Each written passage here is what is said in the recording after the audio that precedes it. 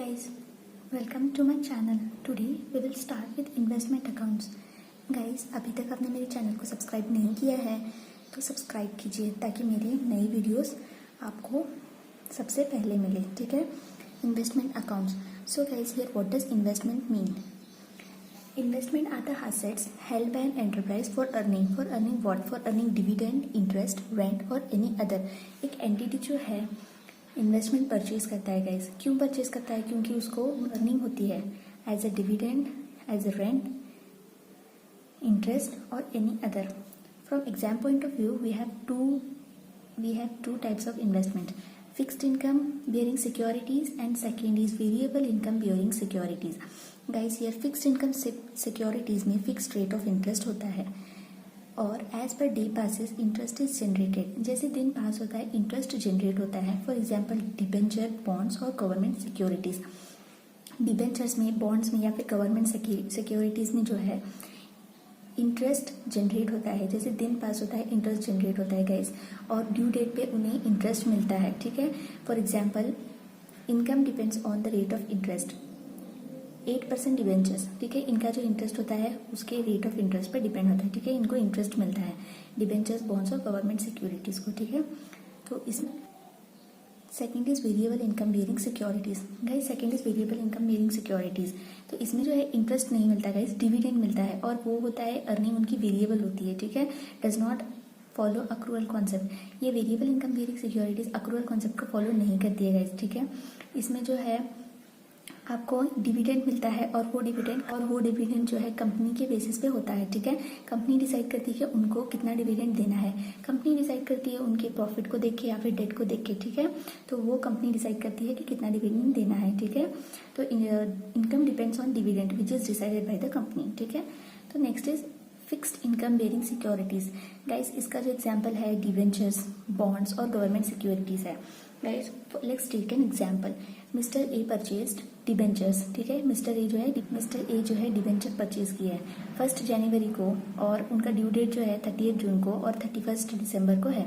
Due date मतलब वो दिन जिस दिन उनको इंटरेस्ट मिलता है. ठीक है. उनको उनके इन्वेस्टमेंट पे उनको इंटरेस्ट मिलता है. ठीक है. वो दिन को क्या बोलते हैं? Due date. ठीक है. Now on 1 June Mister A wants to sold debentures to Mister B in the open market. Mister A को जो है अपने डिबेंचर्स मिस्टर बी को सेल करना है. ठीक है. 1 जून को. तो 1 जनवरी से लेके 1 जून तक का जितना भी इंटरेस्ट अक्रू हुआ है गाइज वो किसको मिलना चाहिए? ऑब्वियसली मिस्टर ए को मिलना चाहिए. इतनी मंथ्स का इंटरेस्ट, 5 मंथ्स का इंटरेस्ट जो है 5 मंथ्स का वो ऑलरेडी अक्रू हो चुका है. ठीक है. तो वो ऑब्वियसली मिस्टर ए को मिलना चाहिए. तो मिस्टर ए क्या बोलते हैं मिस्टर बी को कि मार्केट वैल्यू प्लस इतना जो मंथ्स का इंटरेस्ट वो जनरेट हुआ है वो मिला के उनको देना पड़ेगा. ठीक है. तो Mister B will give market value plus interest to Mister A. Interest कौन सा? जो अक्रू हुआ है ऑलरेडी 5 मंथ्स का इंटरेस्ट. ठीक है. इन्वेस्टमेंट में जो है 2 टाइप्स के इंटरेस्ट होता है. ठीक है. एक्स इंटरेस्ट और एक कम इंटरेस्ट. एक्स इंटरेस्ट मतलब एक्सक्लूडिंग इंटरेस्ट. इसमें क्या है? इंटरेस्ट एक्सक्लूड होता है. ठीक है. तो और इसमें जो है मार्केट वैल्यू उतना ही होता है. फिर कम इंटरेस्ट में जो है क्यूमुलेटिव इंटरेस्ट. क्यूमुलेटिव मतलब एडेड इंटरेस्ट. ठीक है. मार्केट वैल्यू में एडेड इंटरेस्ट होता है. ठीक है. Market value plus interest. Next is cost of investment. Guys, cost of investment को कैसे कैलकुलेट करें? ठीक है. इन्वेस्टमेंट अभी एक इन्वेस्टर खरीदता है तो उसकी कॉस्ट को कैसे कैलकुलेट करें? ठीक है. अगर एक इन्वेस्टर जो है परचेज करता है तो he should add all the expenses related to that investment. For example cost plus brokerage plus fees plus etcetera. एक इन्वेस्टर जो है परचेज किया तो प्लस उसमें जो है सभी एक्सपेंसेस प्लस हो जाते हैं. ठीक है. और जब वो सेल करता है he should deduct all the expenses. For example less cost, less brokerage, less fees etcetera. जब इन्वेस्टर सेल करता है तो वो उसके रिलेटेड एक्सपेंसेस को माइनस करता है. ठीक है. ये आप ध्यान रखिएगा. Next is brokerage. What is brokerage here? Brokerage is a fee और a commission charged by the broker. ठीक है. ब्रोकरेज मतलब एक फीस और एक कमीशन चार्ज बाय ब्रोकर. कौन चार्ज करता है? ब्रोकर चार्ज करता है. बट ब्रोकर कौन है? Broker is an intermediary. Broker एक मिडल पर्सन है between an investor and securities exchange. Broker जो है एक इन्वेस्टर है between investor and securities exchange. Securities exchange मतलब सेबी के और एक इन्वेस्टर के बीच एक ब्रोकर होता है, उसके थ्रू इन्वेस्ट करते हैं. ठीक है. तो वो एक फीस चार्ज करता है.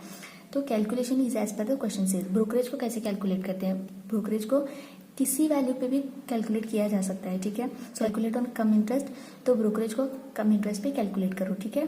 और एग्जामिनर सेज ये calculate on ex interest, then calculate it on ex interest, ठीक है गाइस। प्लस पर वो प्लस और माइनस किस में होता है, ठीक है। हम लोग कैलकुलेट तो किए हैं ब्रोकरेज, बट उसको ऐड किस में करें, ठीक है। ऐड और डिडक्ट करना है सिर्फ और सिर्फ एक्स इंटरेस्ट में, ठीक है गाइस। परचेज किए तो ऐड करना है और सेल किए तो डिडक्ट करना है ब्रोकरेज को, ठीक है। किस में करना है? एक्स इंटरेस्ट प्राइस ओनली में, ठीक है। Now guys, how to pass journal entries. Guys journal entries को कैसे पास? जब आप परचेज करते हो इन्वेस्टमेंट, तो इन्वेस्टमेंट अकाउंट डेबिट होता है, इंटरेस्ट अकाउंट डेबिट होता है और टू बैंक अकाउंट, ठीक है। तो इन्वेस्टमेंट अकाउंट डेबिट क्यों होता है? क्योंकि गाइज ये हमारा असेट है और हम परचेज कर रहे हैं तो असेट बढ़ रहा है, तो गाइज डेबिट होता है, ठीक है। और इंटरेस्ट अकाउंट डेबिट होता है क्योंकि हम परचेज कर रहे हैं, हमको सामने वाले पर्सन को जितना भी इंटरेस्ट ऑलरेडी अक्रूड हुआ है गाइज वो उसको देना पड़ेगा, ठीक है। उसका होल्डर कौन था? वो मिस्टर जो भी सेलर हो गए, ठीक है। तो इसके लिए वो हमारा इनकम नहीं है गाइस, वो हमारा एक्सपेंस है, तो एक्सपेंस डेबिट होता है, ठीक है।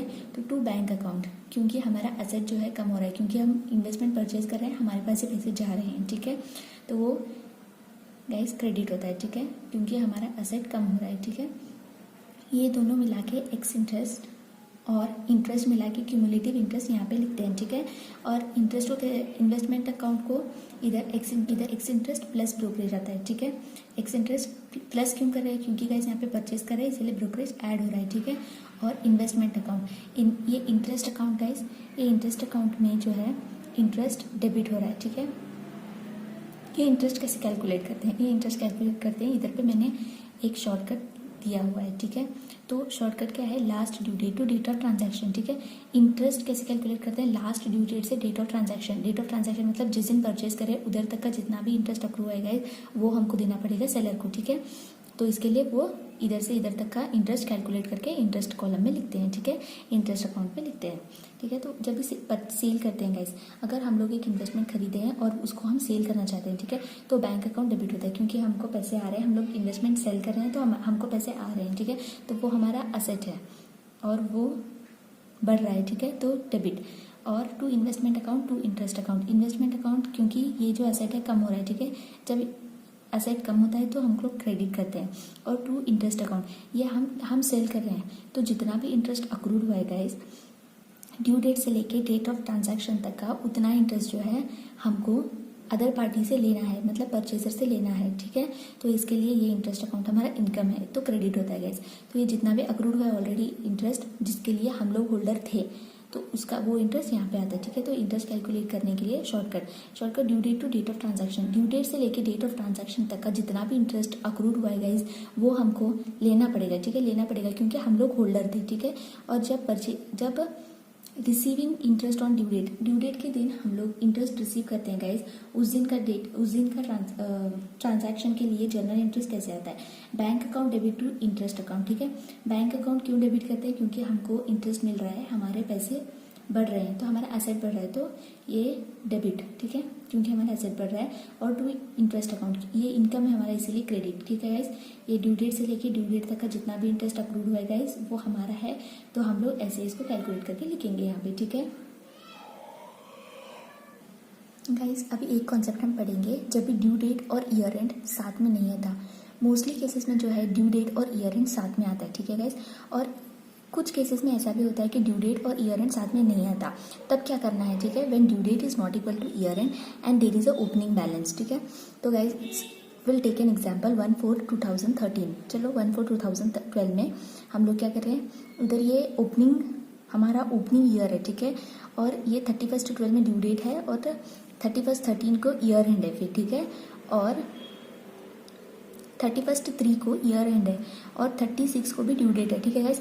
यहाँ से यहाँ तक का ईयर एंड है और बीच में ड्यू डेट आ रही है, ठीक है।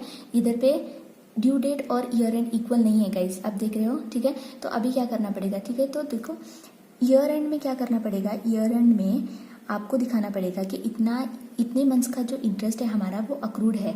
क्यों दिखाना पड़ेगा? क्योंकि हमको सामने वाले पार्टी को मतलब बाहर के लोगों को ऐसे दिखाना है कि हमारे कंपनी की कंडीशन अच्छी है तो दिखाना पड़ेगा ना, ठीक है। तो इतनी जो मंथ का इंटरेस्ट है गाइस वो हमको दिखाना पड़ेगा as a income receivable in year end, ठीक है। और जब ओपनिंग ईयर मतलब नेक्स्ट ईयर स्टार्ट होता है तभी भी हमको नेक्स्ट ईयर में दिखाना पड़ेगा ओपनिंग में कि इतना मंथ का इंटरेस्ट जो है अक्रूड हुआ है, हमें रिसीवेबल है, ठीक है। तो देखो क्लोजिंग डेट में दिखाना पड़ेगा कि इंटरेस्ट कॉलम में इतना मंथ का इंटरेस्ट, इतने मंथ का इंटरेस्ट अक्रूड है और वो इनकम रिसीवेबल है, ठीक है। और नेक्स्ट ईयर में दिखाना पड़ेगा कि टू ओपनिंग बैलेंस में दिखाना पड़ेगा कि इतना इंटरेस्ट का अक्रूड है वो हमें मिलने वाला है, इंटरेस्ट रिसीवेबल है, ठीक है। अभी गाइस पढ़ेंगे format of fixed income bearing securities, कैसा फॉर्मेट बनाना है और कैसे कैलकुलेट करना है, सभी ये हम सीखेंगे, ठीक है। इन द बुक्स ऑफ नाम लिखना पड़ेगा, किसके बुक में कर रहे हैं, इन्वेस्टर का। Investment accounts for the year ending, ठीक है, ईयर कितना है वो यहाँ पे लिखना पड़ेगा, ठीक है। तो इसका जो है फॉर्मेट है date particulars value interest amount, date particulars value interest amount, easy way में समझेंगे, डेट पर्टिकुलर्स अमाउंट, ठीक है। और एक क्या कॉलम क्रिएट करना है इंटरेस्ट का, क्योंकि हमको इंटरेस्ट का भी कैलकुलेशन रखना है, ठीक है। और ये वैल्यू है, ये सिर्फ नॉमिनल वैल्यू है, for reference we will create this column, ठीक है। तो टू ओपनिंग बैलेंस क्या होता है, टू ओपनिंग बैलेंस वैल्यू कितना है वो लिखना है यहाँ पे, और अमाउंट, ठीक है। अमाउंट मतलब जो मार्केट वैल्यू में कितनी अमाउंट चल रही है इन्वेस्टमेंट की वो यहाँ पे आती है, ठीक है। टू इंटरेस्ट रिसीवेबल, जब ड्यू डेट और ईयर एंड इक्वल नहीं आती गाइस, तो मैंने बोला था कि ईयर ओपनिंग पे हमको एक कैलकुलेशन दिखाना पड़ेगा कि इतने मंथ्स का इंटरेस्ट हमें रिसीवेबल है, ठीक है। तो यहाँ पे इंटरेस्ट रिसीवेबल करके वो इंटरेस्ट जो ऑलरेडी अक्रू हुआ है वो यहाँ पे आएगा, ठीक है। तो जब परचेज किए तो टू कैश अकाउंट, ठीक है, मैंने जनरल एंट्रीज ऑलरेडी सिखाया है, investment account debit to cash account, ठीक है। तो investment account debit to cash account, तो टू कैश अकाउंट में क्या होगा, यहाँ पे वैल्यू आएगा कि कितनी अमाउंट का परचेज कर रहे हैं हम लोग, और यहाँ पे आएगा इंटरेस्ट, कितना इंटरेस्ट ऑलरेडी अक्रूड हुआ है और हमें सामने वाले पार्टी को देना है वो यहाँ पे लिखना है, और अमाउंट जो इन्वेस्टमेंट की मार्केट वैल्यू क्या है वो यहाँ पे लिखना है, ठीक है। और इंटरेस्ट का कैलकुलेशन कैसे करेंगे, ड्यू डेट से लेके date of transaction, last due date से लेके डेट ऑफ ट्रांजैक्शन, मतलब जब हम लोग परचेज कर रहे हैं वो दिन तक का इंटरेस्ट क्या करेंगे हम लोग कैलकुलेट करके यहाँ पे लिखेंगे, ठीक है। और बाय बैंक, जब इंटरेस्ट ड्यू डेट आती है तो इंटरेस्ट रिसीव होता है ना, तो वो दिन क्या करेंगे बाय बैंक लिखेंगे इंटरेस्ट रिसीवेबल, और ड्यू डेट से लेके नेक्स्ट ड्यू डेट तक का जितना भी इंटरेस्ट अक्रूड हुआ है, मतलब जितना भी इंटरेस्ट मिल रहा है गाइस वो यहाँ पे आएगा, ठीक है। और by bank account cell, purchase किए तो इधर पे आएगा, ठीक है, सेल किए तो इधर पे आएगा। सेल किए हम लोग तो क्या करेंगे, सेल किए तो जितना उसका वैल्यू है, कितने अमाउंट का मतलब फेस वैल्यू कितना है वो यहाँ पे लिखेंगे, और उसका मार्केट वैल्यू क्या है वो यहाँ पे लिखेंगे।